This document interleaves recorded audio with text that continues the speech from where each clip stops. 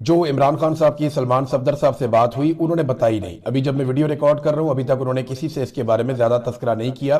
Of the record अगर उन्होंने किसी को ये बात बताई है तो उन्होंने उसमें ये ताकीद भी की है कि ये बात आपने पब्लिक नहीं करनी। हाँ, एक चीज है कि इमरान खान साहब हाई स्पिरिट में है, जैसा कि इमरान खान साहब हमेशा रहते हैं। वो बड़े हौसले के अंदर हैं और उसी तरह हिम्मत के साथ खड़े हैं, वैसे ही डट कर खड़े हैं जैसे पहले खड़े थे। बस इसके अलावा और कोई इन्फॉर्मेशन नहीं है। इमरान खान साहब की सेहत के हवाले से तहफुजात मौजूद हैं, उनके इलाज के हवाले से तहफुजात मौजूद हैं और जो तफसीलात हैं वो आज सामने आ जाएंगी किसी भी वक्त। जब मैं ये वीडियो रिकॉर्ड कर रहा हूं आप थोड़ी देर के बाद सुन रहे होंगे, इसके बाद सुप्रीम कोर्ट ऑफ पाकिस्तान में ये मामला जाएगा। वहां पे सलमान सफदर साहब, वो बड़े मोहतात इंसान है, बड़े प्रोफेशनल लॉयर हैं, बड़े अच्छे इंसान है। इमरान खान साहब ने बिला वजह उन्हें नहीं चुना अपने केसेस के लिए। पूरे पाकिस्तान में से जिन वकला को उन्होंने चुना उनमें से एक सलमान सफदर साहब है और ये पाकिस्तान तहरीक इंसाफ के आदमी नहीं है। ये एक प्रोफेशनल वकील के तौर पे केसेस लड़ते हैं और इन्होंने बड़े शानदार अंदाज में केसेस लड़े हैं। इमरान खान साहब के बहुत सारे मुकदमात इन्होंने जीते हैं और इनका दावा है कि अगर मुकदमात सुन लिए जाएं, अदालतों के अंदर मामलात लगें, ओपन कोर्ट्स के अंदर, तो ये बाकी मुकदमात को भी उड़ा के रख देंगे। बहरहाल सलमान सफदर साहब की मुलाकात हुई, प्रोफेशनल वकील हैं, वो सुप्रीम कोर्ट ऑफ पाकिस्तान में ही रिपोर्ट देंगे और उसके बाद फिर सूरत मजीद सामने आएगी कि इमरान खान साहब ने क्या कहा क्या नहीं कहा, क्योंकि 2-3 घंटे की ये मुलाकात थी। देखिए कुछ टाइम लग जाता है एडमिनिस्ट्रेटिव कार्रवाइयों में और बाकी फिर इमरान खान साहब से उनकी मुलाकात।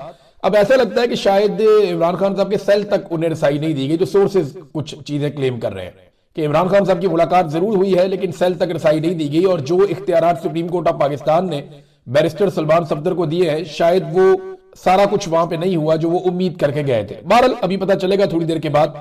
नून लीग से ताल्लुक रखने वाले जो मीडिया के लोग हैं या कोई दानिश्वर बने हुए हैं या कोई इस किस्म के जो लोग हैं, वो अब एक अलग तरह का बयानिया चलाना शुरू हो गया। उन्हें डर लगना शुरू हो गया। उन्होंने नवाज शरीफ को एक्चुअली डील किया हुआ है, नवाज शरीफ को उन्होंने देखा हुआ है, तो उन्हें लगना शुरू हो गया कि शायद यहां पे भी कोई डील होना शुरू हो गई है, क्योंकि वो बेचारे बार बार के डसे हुए हैं। तो अब वो खबरें चला रहे हैं जनाब ये तो कोई डील बनना शुरू हो गई है। कोई बयानिया इस तरह का बना रहे हैं कि शायद इमरान खान साहब को निकाल कर बनीगाला शिफ्ट कर दिया जाएगा या कोई अस्पताल में शिफ्टिंग की बातचीत हो रही है या कोई इमरान खान साहब को मुल्क से निकाल कर बाहर कहते हैं भिजवा देंगे। वो इस किस्म की बातें वो अब फैला रहे हैं, लेकिन ऐसा कुछ भी नहीं है। इमरान खान साहब ने या उनकी पार्टी के किसी आदमी ने ऐसी कोई बात नहीं की। और देखें, अगर इस वक्त पाकिस्तान का army chief field marshal Asim Munir वो ये सोचते हैं कि इमरान खान साहब को बनीगाला शिफ्ट कर दिया जाए, तो ये तो इसका मतलब है कि एस्टेब्लिशमेंट हार गई, इमरान खान जीत गया।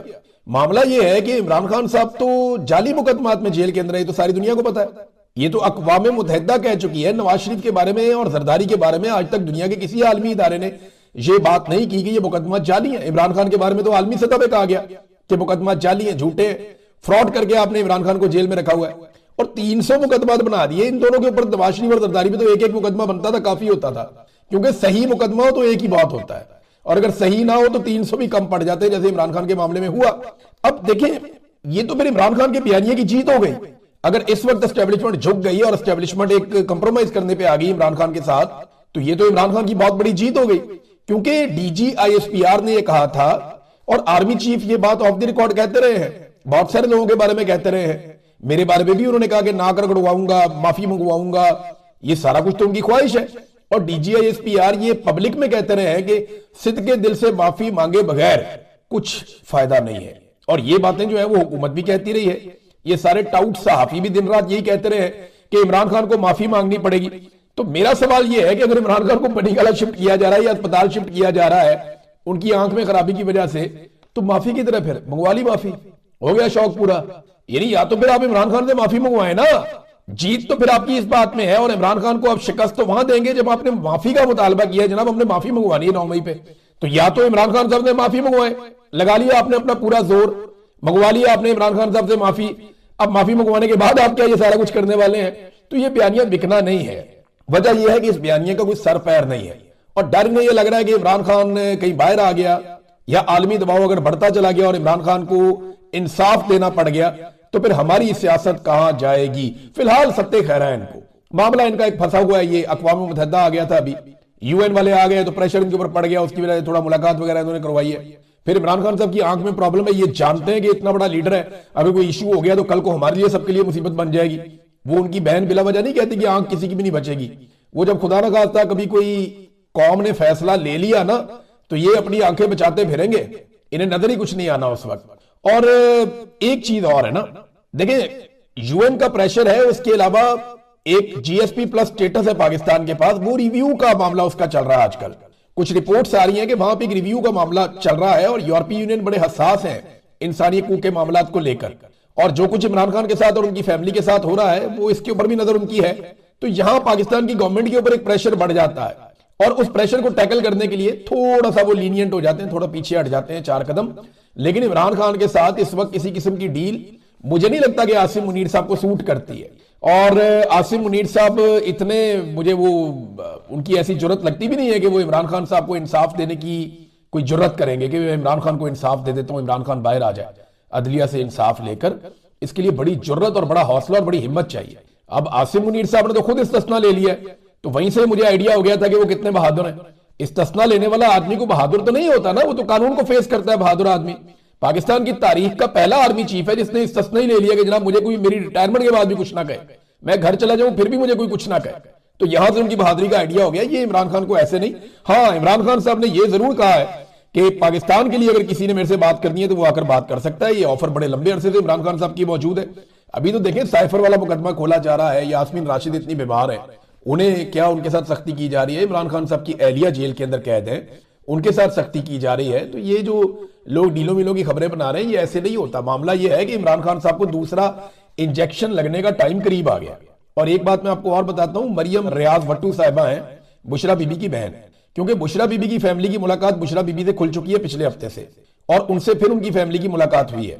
उन्होंने अपनी फैमिली को जो बताया वो मरियम रियाज भट्टू साहिबा ने बताया, जो बुशरा बीबी की बहन है, कि इमरान खान साहब की आंख का जो प्रॉब्लम है वो 10% के करीब रिजॉल्व हुआ है।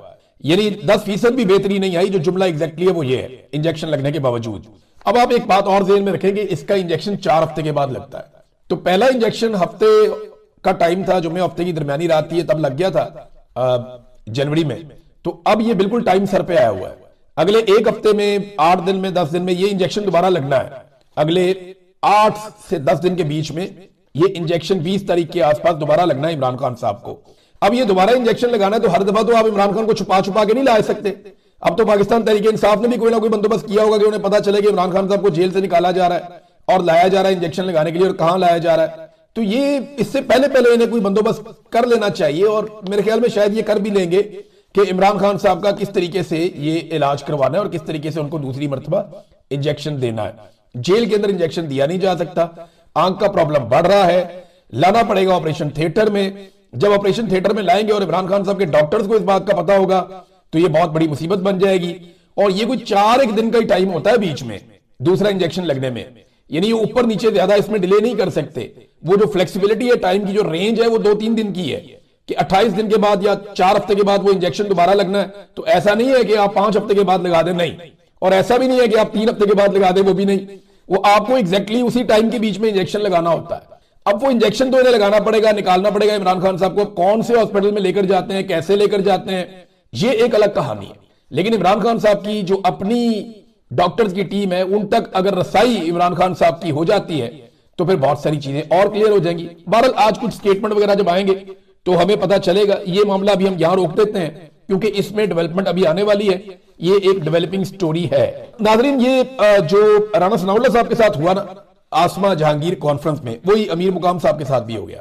राणा सनाउल्लाह साहब आए, लोगों ने वहां पे शटअप की आवाजें दी, शेम के नारे लगाए और हाल खाली करके चले गए वहां से। राणा साहब को बहुत बड़ी तौहीन हुई राणा साहब की। अब अमीर मुकाम साहब जो हैं वो गए लैपटॉप बांटने के लिए। लैपटॉप लेकर एक बंदा जाए तो लोग चले बात सुन ही लेते हैं, लेकिन वो लैपटॉप बांटने के लिए जिस यूनिवर्सिटी में गए वहां पे गेम होगी उनके साथ। वहां तलबा बहुत बड़ी तादाद में थे, वो हॉल के अंदर भी हॉल के बाहर भी उन्होंने कैदी नंबर 804 के नारे लगा दिए। अमीर मुकाम साहब का सारा प्रोग्राम जो है वो वहां पे तबाह हो गया और शो जो है उनका पिट गया, फिर वहां से निकलना पड़ा। तो ये अब जिस जगह भी जा रहे हैं इनके साथ ये हालात होते हैं। हाँ, पंजाब में ये पुलिस के जरिए से, अपने बंदों के जरिए से, सरकारी अमले के जरिए से किसी ना किसी तरह चीजों को कंट्रोल करने में कामयाब हो जाते हैं और इक्का दुक्का तस्वीरें या वीडियोस ऐसी बना लेते हैं जिनके बलबूते पे ये जाली दावे करते हैं कि हम मकबूल हैं। इनके पल्ले कख नहीं है। ये जहां पे भी अवाम में जाएंगे ना, बगैर अनाउंस किए और बगैर प्लानिंग के, इनके साथ यही होगा। नाज़रीन, अब वो जो एक स्कैंडल आया हुआ है उस स्कैंडल में आपके सामने रखता हूं कि ये सोलर वाला स्कैंडल है क्या, और ये नेट मीटरिंग और ये नेट बिलिंग ये है क्या। जरा मैं सिंप्लीफाई करके आपको बताता हूं। पाकिस्तान में हुकूमत और हुकूमत से जुड़े हुए इदारे ये बिजली बनाते हैं और अवाम को बेचते हैं। सादा चीज ये होती थी हमेशा से। अब हुकूमत ने एक ऑप्शन दी पाकिस्तान के शहरियों को कि आप भी हमारे साथ मिलकर बिजली बनाएं।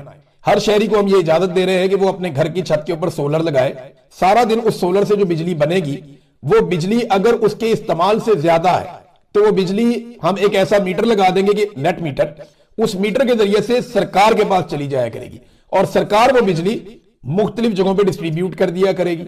और इस तरह जब उस आदमी का सोलर रात के वक्त बिजली नहीं बना रहा होगा तो वो सरकार से बिजली ले लिया करेगा।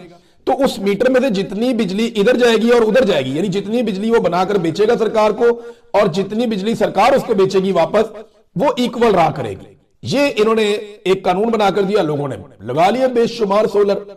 अब लोगों ने इतने सोलर लगा लिए कि लगभग 4.5 लाख घरों के ऊपर ये सोलर लग गए। ये बहुत बड़ी तादाद है, लोगों ने ये मीटर लगवा लिया। जो बिजली बन रही है वो 5,500 से 6,000 मेगावाट तक बिजली बन रही थी। बहुत बड़ी मिकदार है, थोड़ी नहीं है। ये इतनी बिजली बनाकर लोग सरकार को बेच रहे थे और सरकार उसके बदले में लोगों को बिजली दे रही थी बिजली के बदले में। अब ये होता क्या है, मिसाल के तौर पे एक शख्स ने 500 यूनिट बिजली बनाई है और 600 यूनिट उसका इस्तेमाल है, तो 500 यूनिट तो उसने बनाकर दे दी सरकार को, 600 उसने इस्तेमाल कर ली सरकार से लेकर। अब जो बिजली उसने इस्तेमाल की उसमें 100 यूनिट के उसने पैसे देने थे, बाकी 500 के साथ बराबर हो गया। यानी ये यूनिट के साथ यूनिट का मुवाजना करके बराबर कर देते थे। अब इन्होंने क्या किया, जब इन्होंने सोलर वाली ये पॉलिसी मुतारफ करवाई, उन दिनों में ये खबरें आ रही थी, बहुत सारे लोग ये दावा कर रहे थे कि शहबाज शरीफ का बेटा सलमान शहबाज और नवाज शरीफ का बेटा हुसैन नवाज, ये खबरें आ रही थी पाकिस्तान के अंदर। बहुत सारे लोग ये दावा कर रहे थे और उनका ये कहना था कि इन्होंने बड़े पैमाने पर सोलर इकट्ठे कर लिए और ये अब सोलर फरोख्त करने के लिए सरकार सोलर के लिए पॉलिसीज लेकर आ रही है। ये पॉलिसी भी उन पॉलिसीज में से एक थी 2024 में। फिर इन्होंने कहा था जनाब हम बेशुमार लोगों को मुफ्त सोलर लगा के देंगे, वो भी एक पॉलिसी आई और सोलर की कीमत भी लोगों ने मुनाफा कमाया टका के। अब आप समझ गए सारी बात। यानी ये है तो सरमायादार है ना, इनके ऊपर इल्जाम लगा के इन्होंने सोलर इंपोर्ट किए बहुत बड़े पैमाने पे अपने फ्रंटमैनों के जरिए से, और वो जो सोलर है वो फिर इनके ऊपर ये इल्जाम लगा के इन्होंने बेच के पैसा बना लिया, चाहे वो सरकार को बेचे चाहे वो दूसरी पॉलिसी के जरिए बेचे। अब हुआ ये कि जितना यूनिट मैं बनाता था अपने घर में वो मैं बेचता था सरकार को, और सरकार उतनी बिजली अगर मुझे वापस करती थी तो बराबर हो जाता था, और अगर मैं ज्यादा इस्तेमाल करता था तो इजाफी बिजली के मैं पैसे दे देता था फी यूनिट के हिसाब से। लेकिन अब इन्होंने ये कानून तब्दील कर दिया। पहले जो यूनिट की प्राइस इन्होंने रखी थी 26 रुपए रखी थी, 26 का लो 26 का दो। अब क्योंकि यूनिट की प्राइस बढ़ गई है 40 रुपए के आसपास, एवरेज लगा रहा हूं मैं, ये 50 रुपए का भी है, 52 रुपए का भी है, 65 रुपए का भी है, थोड़ा कम का भी है, तो एवरेज लगा लेते हैं कि 40 रुपए का फर्ज करें यूनिट है। एक आम आदमी को पड़ता है 400-500-600 जो यूनिट इस्तेमाल करने वाला 400 300 400 500 आप इतना लगा लें। इसमें टैक्सेस भी बहुत सारे हैं, ये लंबा काम है, मैं उसमें नहीं जाता। लेकिन मैं आपको ये बता देता हूं कि जो ये पहले मिसाल के तौर पे अब अगर आप गवर्नमेंट को 2 यूनिट बनाकर देंगे ना तो आपको 1 यूनिट वापस मिलेगा उन पैसों में। यानी इन्होंने कानून तब्दील कर दिया। जो पहले वाले सार्फिन है उनके लिए, जिनका पहले से मुआहदा हुआ है, उनके मुआहदे में ये तब्दीली कर दी कि अगर आप हमें 2 यूनिट बिजली बनाकर देंगे तो हम आपको उसके बदले में 1 यूनिट बिजली वापस करेंगे और 18% का सेल टैक्स भी लेंगे। जो नए सार्फिन चाह रहे हैं नेट मीटरिंग में आने के लिए, उनको नेट बिलिंग का भी इन्होंने नाम दिया है, उनके लिए इन्होंने ये कार्रवाई डाल दी है कि वो 4 से 5 यूनिट सरकार को बना के देंगे और उसके बाद सरकार को टैक्स भी देंगे और फिर उसके बदले में सरकार उन्हें 1 यूनिट देगी। अंदाजा करें 10 से 11 रुपए का 1 यूनिट वो इनसे लेगी और इनको बेचेगी कितने का, 40 रुपए का, 50 रुपए का। यानी 4 से 5 यूनिट आप बना के देंगे सरकार को और सरकार उसके बदले में आपको वापस करेगी 1 यूनिट। ये सरकार आपके साथ करी। अब ये पाकिस्तानियों के साथ सरकार ने ये सलूक किया है। पहले लोगों को लगाओ सोलर, जब सबने लगा दिए तो उसके बाद पॉलिसी बदल दी, डालो इनके ऊपर बोझ। भाई या तो आप कल गलत थे, अगर आप कल गलत थे तो जिन लोगों ने गलत किया उनको सजा दी जाए, या तो आप आज गलत है, और अगर आप आज गलत है तो आप गलत पॉलिसी क्यों लेकर आ रहे हैं। वो कहते हैं हमने अमीरों को नेट के अंदर लाना है, उनको काबू करना है। तो भाई पहले आपको होश नहीं थी 2024 में जब आप ये कर रहे थे, लोगों के पैसे लगवा रहे थे। पहले सोलर पे मुनाफा कमा लिया, पैसा कमा लिया, ताजरों ने अन्य वाह पैसा कमाया इन्होंने मिलकर, इनके फ्रंटमैनों ने, और उसके बाद जब सबने लगा लिए तो अब पॉलिसी तब्दील कर दी, जनाब अब इनकी जेबें दूसरी तरह से टटोलो। देखिए आम आदमी के साथ ये क्या कर रहे हैं, आम आदमी से खरीदते हैं 5 यूनिट और उसको देते हैं 1 यूनिट। यानी आम आदमी से 1 यूनिट की कीमत में 4 से 5 यूनिट ये ले रहे हैं, 1 यूनिट की कीमत में 4 से 5 यूनिट आम आदमी से ले रहे हैं। और आईपीपी से क्या ले रहे हैं, 3 यूनिट की कीमत में 1 यूनिट ले रहे हैं। कैपेसिटी पेमेंट, ये मैं थोड़ा सा आपको बता देता हूं। इस साल हमने कैपेसिटी पेमेंट के हवाले से जो इजाफी अदायगियां की हैं, यानी जो बिजली हमने इस्तेमाल ही नहीं की उसका हमने 1929 अरब रुपए का बिल दिया है। यानी जो टोटल आईपीपीज ने बिजली पैदा की, जो हमने टोटल आईपीपीज को बिल दिया है, वो 3127 अरब रुपए दिया है। 3127 अरब रुपए। इसमें से जो बिजली की कीमत है वो 1198 अरब रुपए है। और जो बाकी हमने इजाफी पैसे दिए हैं, यानी हमने 1 यूनिट इस्तेमाल किया, 3 यूनिट के पैसे दिए। सरकार कर क्या रही है ना, अपने चहीते आईपीपीज के साथ मुआहिदा तब्दील नहीं कर रही, आम आदमी के साथ मुआहिदा तब्दील कर रही है। आईपीपीज 1 यूनिट देता है, 3 यूनिट के पैसे लेता है। पाकिस्तानी 1 यूनिट की कीमत के अंदर 4 से 5 यूनिट देता है। ये इन्होंने किया पाकिस्तान के साथ। सादा अल्फाज में मैं आपको बता रहा हूं, आईपीपीज को नहीं छेड़ेंगे क्योंकि वहां सलमान शहबाज भी है। आईपीपीज को नहीं छेड़ेंगे, वहां पे एस्टेब्लिशमेंट के भी है, मिलिट्री एस्टेब्लिशमेंट के। आईपीपीज को नहीं छेड़ेंगे क्योंकि वहां ताकतवर अपना सारा माफिया बैठा हुआ है, कमीशन खाए हुए हैं वहां पे। आईपीपीज को 1 यूनिट के बदले में 3 यूनिट का पैसा देंगे, 1 यूनिट के बदले में 3 यूनिट का पैसा देंगे आईपीपीज को। और पाकिस्तानियों को, यानी 1 यूनिट की कीमत में पाकिस्तानियों से 4 से 5 यूनिट ले लेंगे। कितना फर्क है और कितना जुल्म है जो पाकिस्तान के साथ ये लोग कर रहे हैं। बस कर रहे हैं, जो इनका दिल करता है वो ये करते हैं, इन्हें पूछने वाला ही कोई नहीं है। माफिया ने पाकिस्तान को जकड़ा हुआ है और पाकिस्तान के जो जितने भी ताकतवर लोग हैं, जज इस बात पे खुश हैं कि हमारी मौज लगी हुई है, जर्नैल इस बात पे खुश हैं हमें एक्सटेंशनें मिल रही हैं, सहाफी इस बात पे खुश हैं हमें इश्तिहार मिल रहे हैं, सेठ अपनी जगह पे खुश हैं। अल्लाह अल्लाह खैर सल्ला, कोई इंसाफ करने वाला पाकिस्तान में मौजूद ही नहीं है। और अब नाज़रीन एक और चीज को ये नॉर्मलाइज कर रहे हैं। देखें, मैं आपको एक खबर देता हूं, ये इंटरनेशनली अल जजीरा ने इसके ऊपर रिपोर्टिंग की है और उन्होंने अपनी तहकीकाती रिपोर्ट छापी है कि आलमी सतह पे ममनू थर्मल और थर्मोबेरिक हथियारों का इस्तेमाल किया इसराइल ने। इससे जो हथियार जब ये फटता है तो एक मखसूस एरिया में जो दर्जा हरारत है वो 3500 डिग्री सेंटीग्रेड तक पहुंच जाता है। यानी इंसान की बॉडी हवा में तहलील हो जाती है, बुखारात बन के खत्म हो जाती है। और लगभग 3000 फलस्तीनियों के साथ ये हुआ है और अभी भी वहां पे कत्लेआम जारी है।